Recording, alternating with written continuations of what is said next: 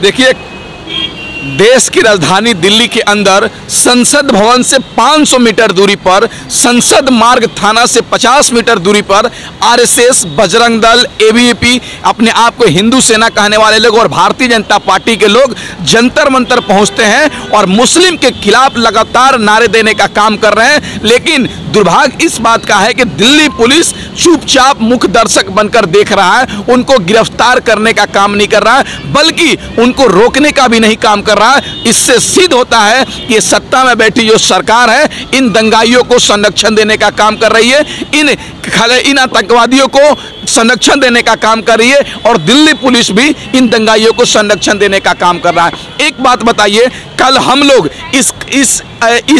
इस नारे के खिलाफ, इस जन विरोधी नारे के खिलाफ हम लोगों ने, इस मुस्लिम विरोधी कानून नारे के खिलाफ, इस संविधान विरोधी नारे के खिलाफ जिन लोगों ने नारे दिए थे कि मुल्ले काटे जाएंगे, जय श्री राम चिल्लाएंगे, उनके खिलाफ हम शांति पूर्वक से जंतर मंतर पर प्रोटेस्ट करना चाह रहे थे। लेकिन दिल्ली पुलिस ने 5 मिनट भी हमको प्रोटेस्ट करने नहीं दिया। 5 मिनट में ही हमको डिटेन करके मंदिर मार्ग थाना में लेकर आ गया। इससे क्या सिद्ध होता है कि देश के अमन चैन पसंद लोगों को ये पुलिस और ये सरकार गिरफ्तार करना चाहती है और जो दंगा फसाद करेगा उसको फूल माला से स्वागत करेगी। आप बताइए ना, जंतर मंतर पे नारा देने वालों को गिरफ्तार तो कर लिया आप, क्या आप यूएपीए लगाएंगे? क्या एनएसए लगाएंगे? क्या देशद्रोही जैसी कानून उन पे लगाकर उसको जेल में ठूसेंगे या उसको लोकसभा संसद पहुंचाने का काम करेंगे, उसको राज्यसभा संसद पहुंचाने का काम करेंगे? प्रधानमंत्री जी क्या करना चाहते हैं उन लोगों के साथ? गृह मंत्री जी क्या करना चाहते हैं उन लोगों के साथ?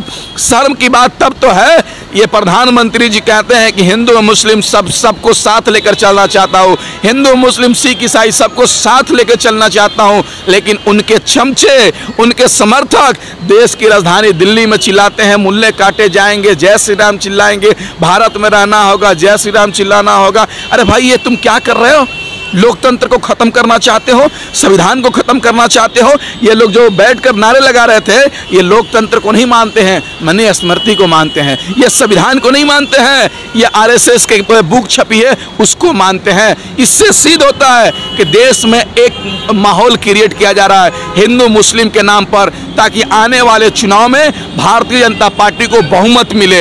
आप बताइए ना, उत्तर प्रदेश में चुनाव आ रहा है और ये माहौल क्रिएट किया जा रहा है, लेकिन देश की जनता समझ चुकी है अब इनके बहकावे में नहीं आने वाली है। इन्होंने तो 7 वर्ष में कुछ किया नहीं, ना विकास की बात किया, ना युवाओं के रोजगार की बात किया, ना तमाम चीजों को देश के जनहित के मुद्दे पर काम करने का काम किया। तो मोदी जी और भारतीय जनता पार्टी के लोगों के पास एक ही बस केवल उपाय है, हिंदू मुस्लिम कार्ड। लेकिन देश की जनता समझ चुकी है। आप ये कहना चाहते हो कि सर जो कुछ भी हुआ वहाँ पर, जिस तरह से नए एक समुदाय के खिलाफ जिस तरह से नारे लगाए गए, ये सरकार के क्या सह पर किया गया है? एक बात बताइए ना, किसी का माँ का औकात है क्या कि देश की राजधानी दिल्ली में वीआईपी इलाका में चढ़कर एक मुसलमान को गाली दे सकता है? किसी का माँ का औकात है क्या कि हजारों की संख्या में बिना परमिशन का जंतर मंतर पहुंच जाए? ये तो सरकार ही तो संरक्षण उनको दे रही है, प्रशासन ही तो उनको संरक्षण दे रही है। आप बताइए, पुलिस के सामने नारे लग रहे थे, आपने क्यों नहीं मना किया कि चुप रहो, शांत हो जाओ, किसी को गाली देने का काम मत करो, ये संविधान के खिलाफ है, लोकतंत्र के खिलाफ है, देश के खिलाफ है। एक पुलिस वाला भी बोलने का काम किया क्या? सरकार के लोग, प्रधानमंत्री और गृह मंत्री और दिल्ली का मुख्यमंत्री का क्या ट्वीट आया क्या इनके खिलाफ?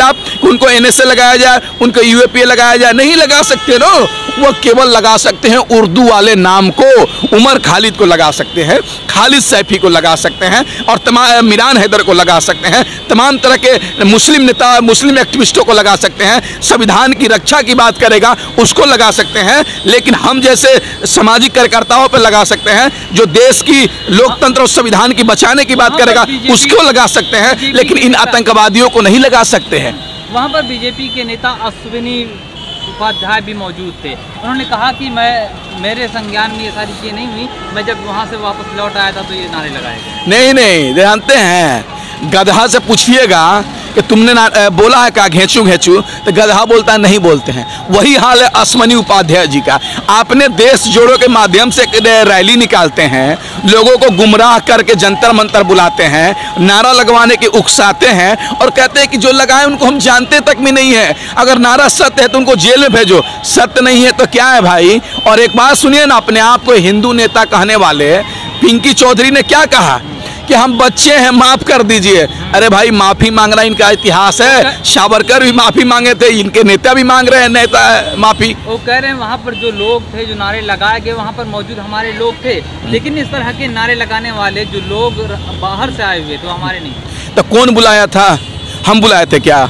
हम बुलाए थे क्या या आप बुलाए थे? आप बताइए कौन बुलाया था? यही लोग तो बुलाए थे कि देश की एकता और अखंडता को तोड़ने के लिए, देश के संविधान को तोड़ने के लिए, देश को तोड़ने के लिए, देश में हिंदू मुस्लिम सिख ईसाई भाईचारा को तोड़ने के लिए यही लोग तो बुलाने का काम किए थे। और जंतर मंतर में बोला जा रहा है। दुर्भाग्य इस बात का है, अपने आप को दिल्ली का VIP इलाका बोला जाता है। वहाँ से संसद भवन 500 मीटर दूरी पे नहीं होगा, थाना 50 मीटर दूरी पे नहीं होगा, और वहाँ पे नारा लग रहे हैं, लेकिन फिर भी कुछ नहीं हो रहा है। हम तो यही तो देखना चाहते हैं कि देश का संविधान, लोकतंत्र, कानून, क्या उन पर NSA लगेगा या UAPA लगेगा, जेल में ठूंसे जाएंगे या उनको मंत्री और सांसद बनाया जाएगा, यही चीज़ तो देखना है।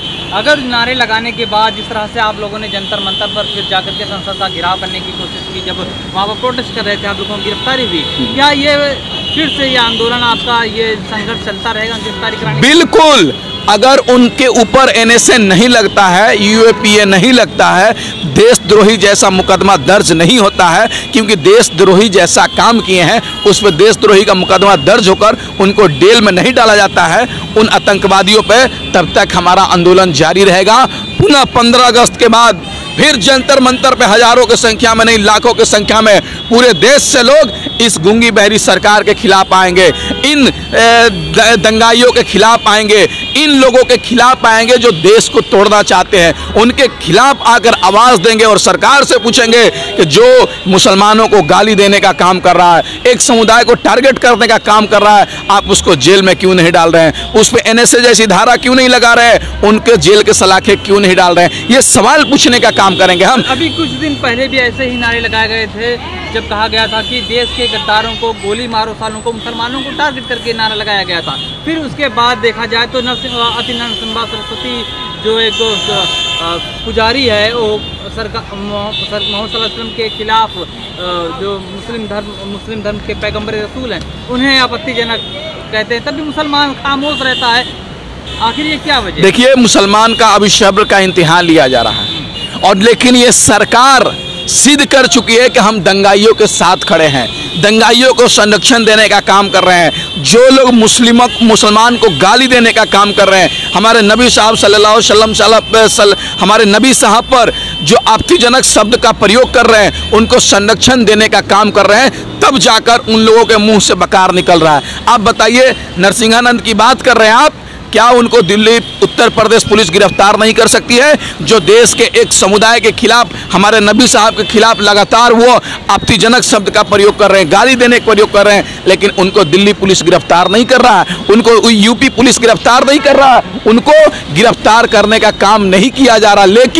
लेकिन आज देश के अंदर हम जैसे लोग जो अमन चैन पसंद करना चाहते हैं, उनको गिरफ्तार किया जा रहा है। इससे सिद्ध हो रहा है कि जब देश का प्रधानमंत्री खुद दंगाई हो, देश का गृह मंत्री दंगाई हो, उससे हम क्या उम्मीद कर सकते हैं भाई?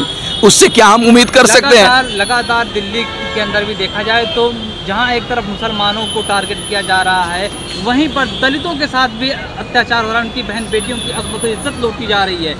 जिस तरह से अभी दिल्ली के नांदड़ गांव का मामला हो, UP के अंदर कई ऐसे केसेस हो चुके, क्या लगता है दलित और मुसलमानों को टारगेट किया जा रहा है क्या? देखिए, भाजपाइयों का और भारतीय जनता पार्टी के समर्थकों का कोई जात नहीं होता है, इन दंगाइयों का कोई जात नहीं होता है। ऐसा नहीं है कि केवल दलित मुस्लिम ही, आज मुसलमान के ऊपर गाली दिया जा रहा है, दलितों को टारगेट किया जा रहा है। इसलिए टारगेट किया जा रहा है कि देश में जो कमज़ोर वर्ग हैं, जो देश को असल में संविधान बचाने के लिए लड़े थे, उनको आज टारगेट किया जा रहा है। आपने देखा होगा दिल्ली कैंट के अंदर 9 वर्ष के बच्ची के साथ रेप किया गया, लेकिन प्रधानमंत्री उसके परिवार के साथ मिलने नहीं जाते हैं, मनीषा बहन ट्वीट तक नहीं करते हैं, ट्वीट तक नहीं करते हैं।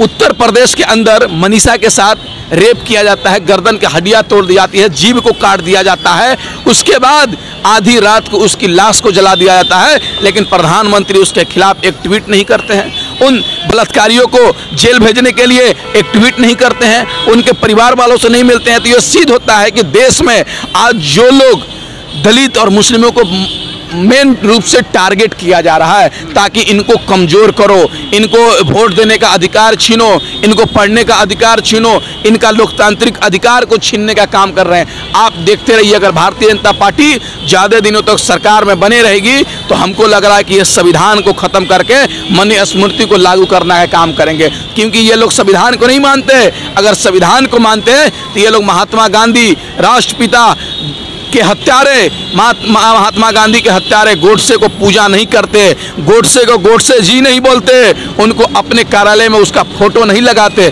अगर इस भारतीय जनता पार्टी और आरएसएस, बजरंग दल, एबीवीपी के लोगों को अगर देश से प्यार रहता तो गोडसे को अपना भगवान नहीं मानते। इन दंगाइयों लोग को अगर देश से प्यार रहता तो ये लोग गोडसे को भगवान। जिस तरह से ये तमाम घटनाएं हो रही हैं, चाहे दलितों को लेकर के हो, चाहे मुसलमानों को लेकर के आपत्तिजनक जो टिप्पणियां की जा रही हैं, जो नारे लगाए जा रहे हैं, क्या इससे उत्तर प्रदेश में आने वाले चुनाव में इनको फायदा मिल पाएगा? देखिए, देश की जनता समझ चुकी है कि अब इनके बहकाने में नहीं आने वाली है। देश के गरीब हिंदू को, बैकवर्ड को, दलित को चुनाव के समय हिंदू बनाया जाता है, लेकिन चुनाव खत्म होते ही उसको छूत समझा जाता है। आप बताइए ना, देश का गृह मंत्री अमित शाह अपना बेटा को बीसीसीआई का चेयरमैन बनाता है, लेकिन इसी देश के हिंदू भाइयों को रोजगार देने का काम नहीं करता है, इसी देश के हिंदू भाइयों को दवा देने का काम नहीं करता है, ऑक्सीजन देने का काम नहीं कर रहा है। तो आप इससे सिद्ध होता है कि देश के हिंदू भाइयों को गुमराह किया जा रहा है, देश के हिंदू भाइयों को ठगा जा रहा है और हिंदू के नाम पर ठगा जा रहा है। लेकिन देश की जनता समझ चुकी है।